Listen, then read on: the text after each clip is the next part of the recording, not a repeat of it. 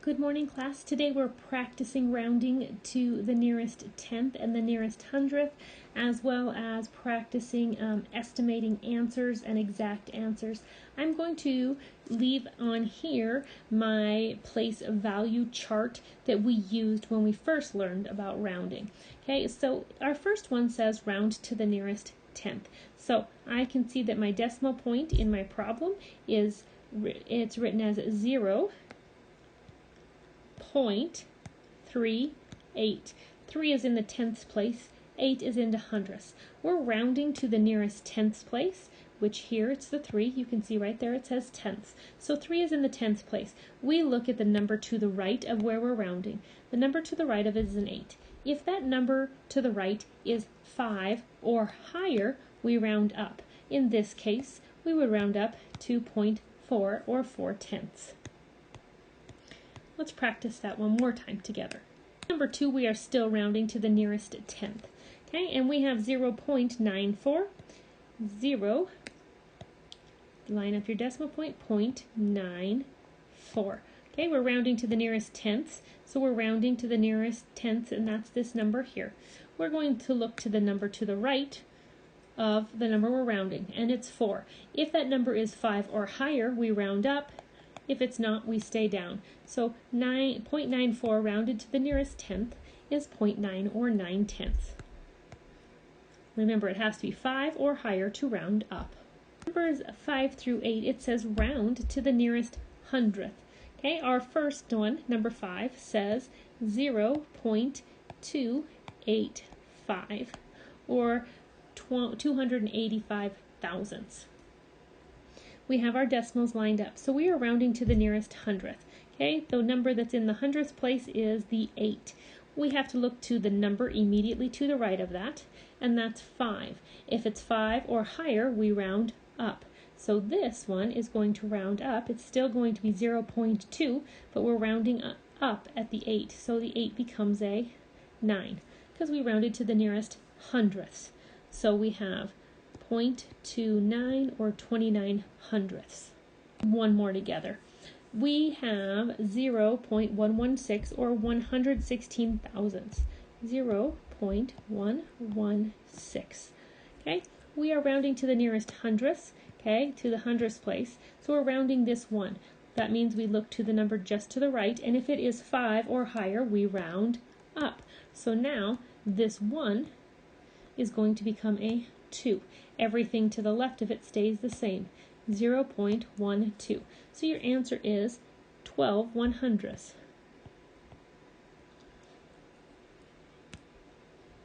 For numbers 9 through 13, it's the directions say write an estimated answer for each problem, then find and write each exact answer. So the estimated answer, you're going to round, okay, 38 and times 92. Okay, so we're going to round 38 is going to round to 40, and 92 is going to round to 90. Okay, the 8 in 38 tells us to round up, the 9 in 92 tells us to round down. And 40 times 90 equals 3,600. Okay, and the way I did that, I just did 40 times 90 in my head. And all I did was hang my zeros, and 9 times 4 is 36. The second part says, over here it says find the exact answer, and there I have to do 92 times 38. 8 times 2 is equal to 16. Put down your 6, carry your 1. 9 times 8 is equal to 72, plus 1 is equal to 73. Put down your placeholder. 3 times 2 is equal to 6, and 3 times 9 is equal to 27. And now I can add. 6 plus nothing is 6. 3 plus 6 equals to 9. 7 plus 7 is equal to 14. Put down your 4, carry your 1. 2 plus 1 is 3. So my answer is going to be 3,496. I didn't practice another one of those. Number 10. We have 8.1. Well, 8.1, if we round that to the nearest whole number, 8.1 is close to 8. 8.1 rounds to 8. 4.2 rounds to 4. 8 times 4 is equal to 32. Now we have to find the exact answer. 8.1, 4.2. Okay, so 8 and 1/10 times 4 and 2/10. 2 times 1 is 2. 2 times 8 is equal to 16. Put down my placeholder. 4 times 1 is 4. 4 times 8 is 32. Now I need to add. 2 plus nothing is 2. 6 plus 4 is equal to 10. 1 plus 1 is 2, plus 2 more is 4, and 3 plus nothing is 3. Now I have to figure out where my decimal goes. I have two numbers that follow the decimal in the problem, so I'm going to start at the end of my number and I'm going to shift 2 places, 1, 2. So my answer is 34.02, or 34 and 2/100ths. Numbers 11, 12, and 13, you're just estimating to the nearest whole number, okay? You don't have to estimate to a certain place value, just to the nearest whole number. So go ahead and complete 11, 12, and 13 on your own. Number 14 and 15 are story problems. Number 14 says, a factory makes 394 motorcycles each week. If there are 52 weeks in a year, how many motorcycles will the factory make each year? Well, I need to estimate. And I'm going to look at my numbers. 394, well, 394 is very close to 400.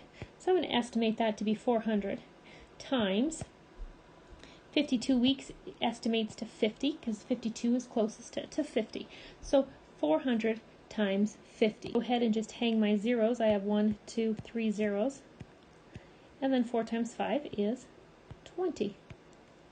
And my answer for my estimation is going to be 400 times 50 equals 20,000. Now it says figure out your exact answer. Exact answer, I have 394 motorcycles each week, and I need to multiply that by 52 weeks in a year. 2 times 4 is equal to 8. 2 times 9 is equal to 18. Put down your 8, carry your 1. 2 times 3 is equal to 6, plus 1 is 7. Now put down your placeholder. 5 times 4 is equal to 20. Put down your 0, carry your 2. 5 times 9 is equal to 45, plus 2 is equal to 47. Put down your 7, carry your 4.